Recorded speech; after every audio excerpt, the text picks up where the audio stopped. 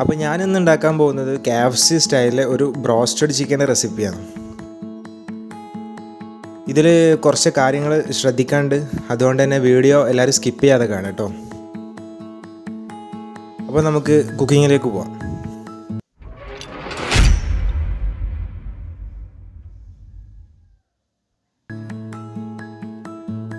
അപ്പം ഫസ്റ്റ് മാരിനേഷനാണ് ആദ്യം.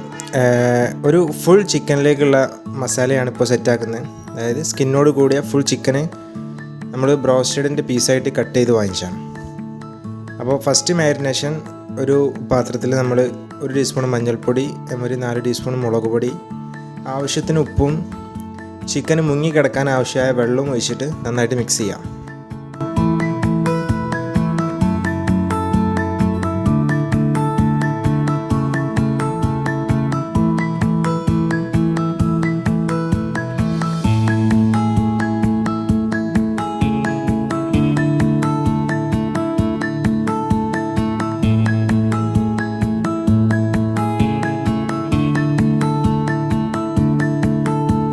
ഇനി നമ്മൾ ചിക്കൻ അതിലേക്ക് ഇട്ട് കൊടുക്കുക.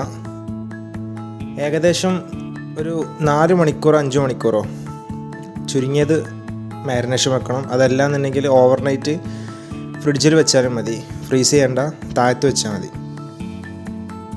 എന്നാൽ നല്ല ഉപ്പും പുളിയൊക്കെ എരിവൊക്കെ അതിൽ പിടിക്കും നന്നായിട്ട്.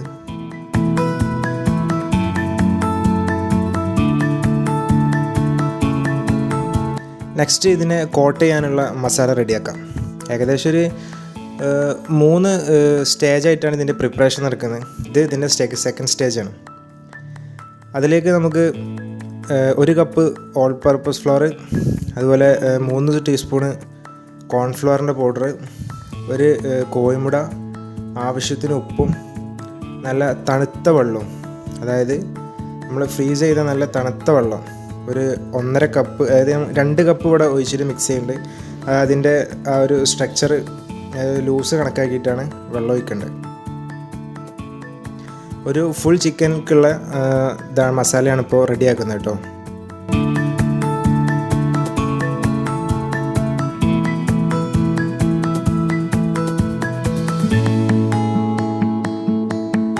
ഒരു 1/4 കപ്പ് വെള്ളം കൂടി അതിലേക്ക് മിക്സ് ചെയ്ത് കൊടുക്കാം. എന്നിട്ട് അതിൻ്റെ ആ ഒരു സ്ട്രക്ചർ കൺസിസ്റ്റൻസി ഉണ്ടോ ആ രീതിയിലാക്കി മാറ്റി വെക്കാം. നെക്സ്റ്റ് അതിൻ്റെ കോട്ട് ചെയ്യാനുള്ള പൗഡറാണ്. 1 കപ്പ് മൈദപ്പൊടി, 1 ടീസ്പൂണ് മുളക് പൊടി, ആവശ്യത്തിന് ഉപ്പും ചേർത്തിട്ട് നന്നായിട്ട് മിക്സ് ചെയ്യാം. ഇത് അതിനെ കോട്ട് ചെയ്യാനുള്ള പൗഡറാണ്.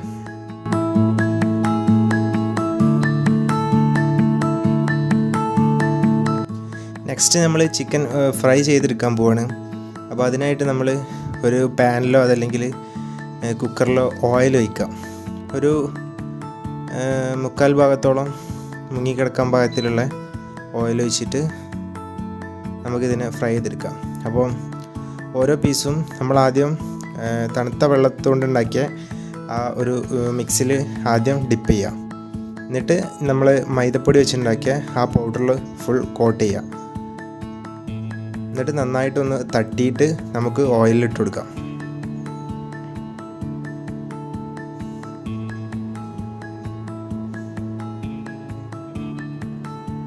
ഓയിൽ നല്ല ചൂടായിട്ട് അതിൻ്റെ തീ നമുക്ക് മീഡിയം ഫ്ലെയിമിലേക്ക് കുറയ്ക്കുകയില്ല എന്നുണ്ടെങ്കിൽ അത് പെട്ടെന്ന് കരിഞ്ഞു പോവും. അതിൻ്റെ ചിക്കന് വേവാനും ബുദ്ധിമുട്ടാണ്. സോ അതുപോലെ തന്നെ നമുക്ക് എല്ലാ പീസസും ചെയ്യാം.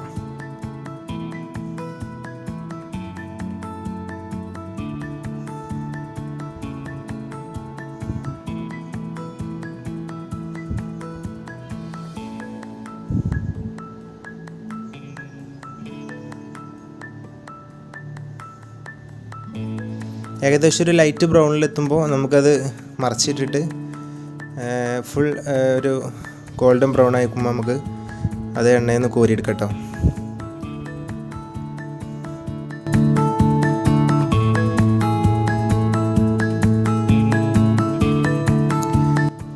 ഇതിൻ്റെ പുറംതൊലി കുറച്ച് ഹാർഡായിരിക്കും, അതുപോലെ തന്നെ നല്ല ക്രിസ്പി ആയിരിക്കും.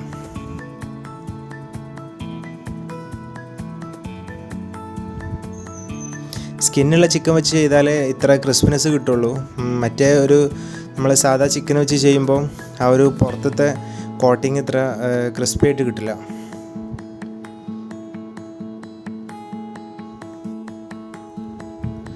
അപ്പോൾ നമ്മളെ ചിക്കനെല്ലാം ഫ്രൈ ചെയ്തെടുത്തിട്ടുണ്ട്.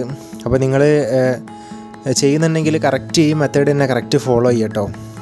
അല്ലാന്നുണ്ടെങ്കിൽ ഇതുപോലെ കിട്ടാൻ ചാൻസ് കുറവാണ്. പിന്നെ മാരിനേറ്റ് ചെയ്ത ചിക്കൻ ഉപയോഗിക്കുമ്പോൾ തണുപ്പ് മാറിയതിന് ശേഷം മാത്രം ഉപയോഗിക്കുക. ഇല്ലാന്നുണ്ടെങ്കിൽ ഉള്ളു വേവാനും സാധ്യത കുറവാണ്. ഇതിന് സൈഡായിട്ട് മയണൈസ് ഉപയോഗിച്ചാൽ മതി. റെസിപ്പി എല്ലാവർക്കും അറിയുന്നതാണ്. അപ്പം എല്ലാവരും സപ്പോർട്ട് ചെയ്യുക, ഫീഡ്ബാക്ക് അറിയിക്കട്ടോ.